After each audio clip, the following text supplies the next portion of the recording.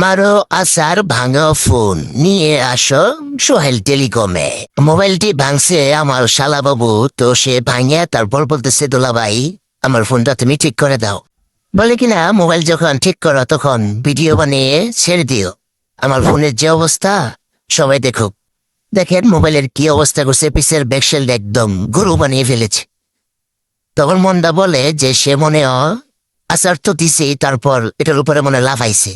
তো দেখেন তার মোবাইলে কি কি চেঞ্জ করা লাগে। এলসিডি সমস্যা ছিল, এলসিডিটা নিলাম, তারপর ব্যাকশেল নিলাম, আর সুইচের জন্য উপরে যে বাটনটা থাকে ওটাও নিলাম। বাটন আগে একদম কাজ করতো না, এখন খুব স্মুথ ভাবে কাজ করে।